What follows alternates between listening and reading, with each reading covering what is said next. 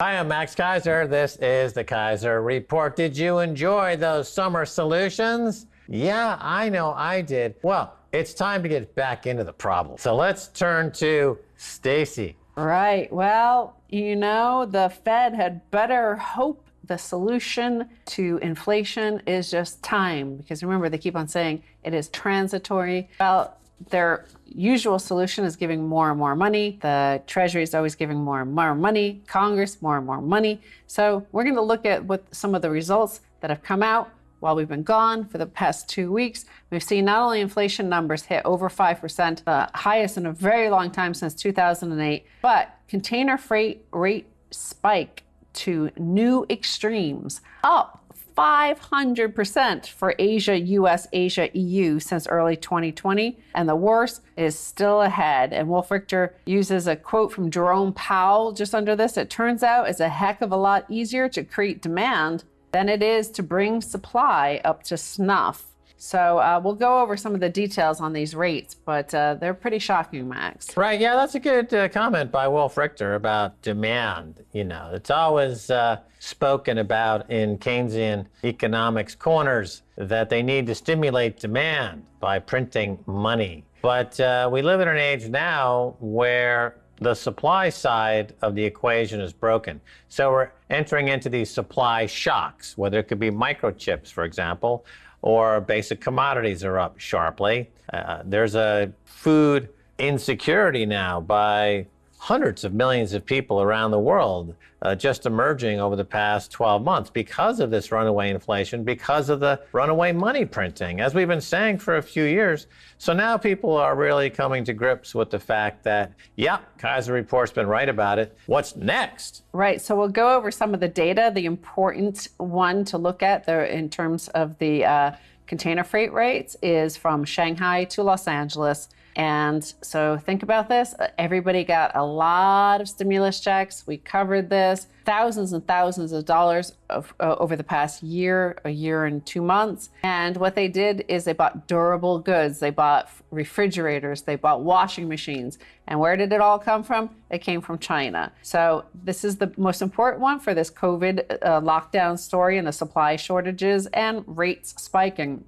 Average port-to-port spot rates from Shanghai to Los Angeles soared from around $1,500 per 40-foot container in early 2020, and from a 5-year average of $2,177 to $4,000 in September of 2020, to $8,000 in June of 2021, and $9,631 in the week ending July 8th, according to Drury Supply Chain Advisors. This would be an increase of over 500% from early 2020. You see, there's two things that have been going on for the last 20 years. Number one, money printing. Number two, China enters global economy. And all that money printing went over to China along with American jobs, but the American consumer didn't notice that because the price of stuff coming in from China, like those white goods, the washers, the dryers, the TV screens, the clothes, was dropping precipitously, a lot cheaper. Well, at some point, as you pour water into a bucket, at some point the bucket is full and then the water starts to spill over.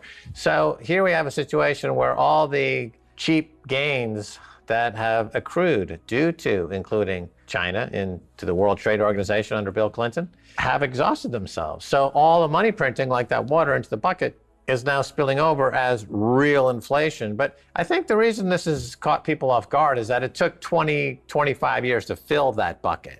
Because bringing China on, as Bill Clinton did, was really a remarkable situation of putting 500 million workers making virtual slave labor into this globalized economy that was all hooked up through the internet. And we just had an amazing crash in the logistics prices and delivery prices. And remember, it was only 2 or 3 years ago, we were saying the price of these containers, the Baltic Dry Index, if you recall, on this very show. 2 years ago, 3 years ago, we would all say, oh my God, it's hitting new crash lows. It's so low, it's so low. But now it's all been essentially equalized or normalized. So the money printing is now going to hurt really badly. The past 20 years, part of the reason why I didn't catch up was that there was a lot of money printing, but it was all credit. It came from the central bank cutting rates ever lower, taking these assets off the balance sheets of the banks and putting it onto the central bank's balance sheet. The past year, we've seen thousands and thousands of dollars sent to every single individual American. We saw those PPP forgivable loans, tens of billions of dollars given to small businesses. This is real money. It's filtered straight into the economy, and without a commensurate, of course, goods and services being provided here. So that's why you're starting to see the inflation, because everybody's spending it, but the only place to spend it is in China. And the volume is quite remarkable. So what you see is the Port of Los Angeles has been setting records in terms of the volume of imported loaded containers. The container volume is expressed in the standard measuring unit of TEU, which stands for 20-foot equivalent unit, where a 40-foot container contains 2 TEUs. For the 5 months from January through May, the port imported 2.37 million TEU in loaded containers, according to data from the Port of Los Angeles. This was up from 26% from the prior record period of January through May of 2017. So it set a new record high by 26% of the previous record high. You can see the parabolic move. It all started exactly, all of this data started exactly once the first stimulus checks started to pour into American coffers. So it is causing some inflation, is causing some friction as well, because of course you're starting to see headlines suggesting that it's China that's causing inflation, or you see signs that it's Bitcoin causing hyperinflation. Right. Well, interesting. Those two brought up in that context. Look, China's GDP is up like 18%, and the U.S. is barely positive. And why? Because China is trying to grow their economy. If you're trying to grow your economy based on manufacturing stuff and selling it, you're going to end up with people working, manufacturing stuff, and selling it. If you have an economy based on social justice warriors who are begging for more stimulus checks so they can give it all to China, your GDP is not going to go up because you're not manufacturing stuff to sell to Chinese people or anywhere else in the world. Well, you're definitely going to see, because we haven't seen this in our entire adult lifetimes. We had this in our childhood of the inflation, and it causes a lot of friction. It causes tension because you're flush with money. You're getting a lot of money put in your bank account. You can't deny that there was tens of thousands of dollars put into average households, savings accounts, and they're feeling good and they want to go out and spend it. The problem is everybody else feels the same, and everybody else is doing the same. And there's only so many goods and services for people to buy. So you're also seeing that in the next headline about how much rent inflation is going up. And rent is an important component of the CPI index, right? Well, rent prices are soaring as Americans flock back to cities. Nationwide, rent prices are up 7.5% so far this year to date, 2021. 3 times higher than normal. According to data from apartments.com, analysts expect rent prices to keep climbing for the foreseeable future, a major burden for renters and a warning sign that higher inflation could linger far longer than the White House and Federal Reserve keep predicting.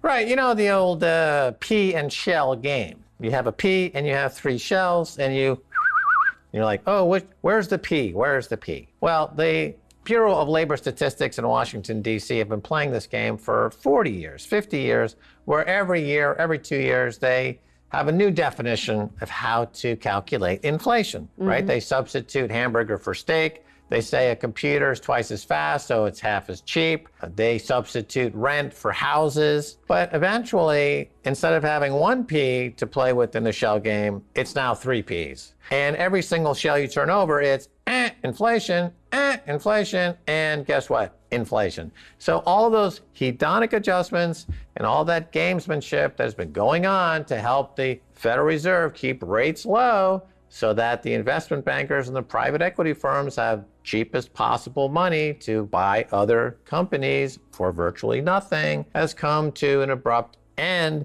in the form of people starving. So now the equation is really cruel, because for every new billionaire, you can make a direct link to X number of starving people, full stop. So yeah, in the United States, a lot of people have, like I said, over $10,000 in their savings account. They haven't spent it in the past year. They're ready to start spending it. They want it. They're like, hey, I have 10,000. That's enough for a deposit to move to a new town, to move to a new city, start again. So flush with cash. Well, everybody's doing the same exact thing. And they're all heading to these cities like Boise, Idaho. They're heading to Sacramento, to other like smaller cities, not New York, not San Francisco. And you're seeing the rents soar. You're seeing it in Phoenix. This headline here from this quote here, Jason Giroux, owner of 410 Real Estate in Phoenix, said he has managed rentals for nearly 15 years and never seen anything like this. His rental listings are often getting more than a dozen applications. People call him and offer to pay more than the asking price for the rental, effectively creating bidding wars on rental properties. On 2 recent listings, so many people offered to pay more money that he had all the applicants write down their best offer. Right. Notice it's about renting and not buying, because one of the fallouts from the COVID crisis has been the private equity groups like Warren Buffett and others buying thousands and hundreds of thousands of properties and putting them out of reach for buyers. And now their only recourse is to rent. And now we're seeing rents rise, but of course they can't afford to buy houses anymore. So you end up with essentially what would become a hut on the company store on the consumer plantation known as America. Right. Well, you're going to be talking to Rick Ackerman, who believes deflation is the biggest story. But I don't think it's a consolation at the end of the day. It's like you could say, hey, the good news is there's 5 trillion or quadrillion in bad debts over here. And that's deflationary. It's going to cause an economic crisis. But your rent is still going up. Your healthcare is still going up. Freight costs are still going up. All your goods and services are going up in price at the end of the day.